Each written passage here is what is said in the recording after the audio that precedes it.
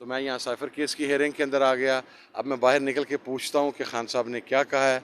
मेरी अपनी मुलाकात बहरहाल आज इंतजामिया ने नहीं होने सर दी। ये बताइएगा कि आप तहरीक इंसाफ का हिस्सा हैं इस वक्त। एक तो परवेज लाई साहब एडमिट है प्रिम्स अस्पताल में, कहा जा रहा है कोई रहनुमा जाकर उनका पता लेने नहीं गया। दूसरा वकला तहरीक चलाने के हवाले से भी कहा जा रहा है कि इस वक्त तहरीक इंसाफ उस तरह से स्टांस नहीं ले पा रही जिस तरह लेना चाहिए था, जिस तरह 6 जजेस ने खत लिखे उसको आप कैश नहीं करा सके।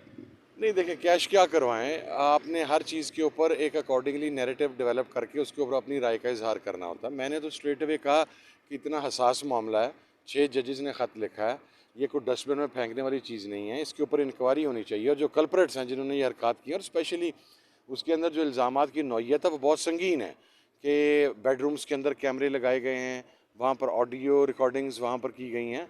तो आई गैस के this is enough of it.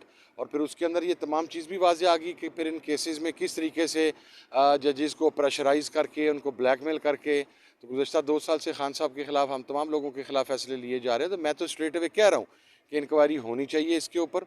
और दूसरी बात जहाँ तक रहेगी खान साहब के हवाला से या पाकिस्तान तहरीक इंसाफ और चौधरी परवेज़ इलाही साहब के हवाला से, मैं आज पहुँचा हूँ क्योंकि मेरी तो खुद ज़मानतें इतनी हैं कि अब मुझे भूल गया कि मैंने कहाँ कहाँ ज़मानत के लिए जाना है। मैं कल फैसलाबाद थी मेरी ATC के अंदर ज़मानत, अभी थोड़ी देर पहले मैं इस्लामाबाद पहुँचा हूँ।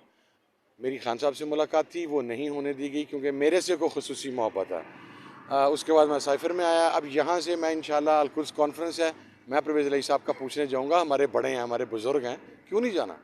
ये कौन सी बात है मेरे को?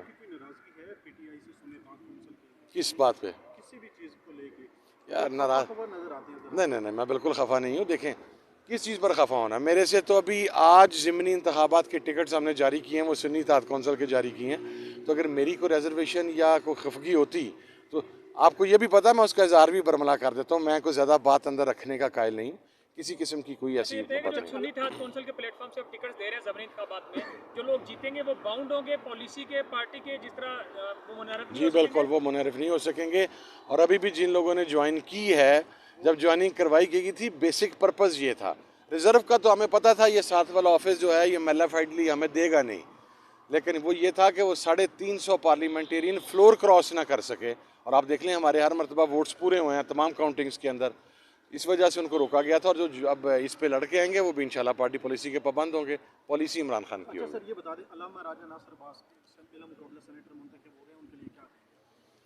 नहीं, आपको पता है मेरा तो 20 साल के साथ से उनके साथ अलाइंस है। मेरी अभी थोड़ी देर में मुलाकात है राजा साहब के साथ, और मेरी तरफ से उन्हें बहुत बहुत मुबारकबाद है। मेरी उसी टाइम बात भी हुई थी। और देखिए, मैं 2-3 चीज़ों पर बड़ा क्लियर हूँ कि वो तमाम रिलीजियस फोर्सेस जो पाकिस्तान में सेक्टेरियन हारमनी की बात करती हैं या बैनुल मसालिक हम आहंगी की बात करती हैं, ऐसी लोगों को प्रमोट करना चाहिए रादर दैन ऐसे ब्लैक मिलर्स जिन्होंने गुज़श्ता 40-50 साल से पाकिस्तान में पैसे के ज़ोर के ऊपर और लोगों के घरों में फतवे लगा के गले कटवाने की बुनियाद के ऊपर मज़हब को नुकसान पहुँचाया।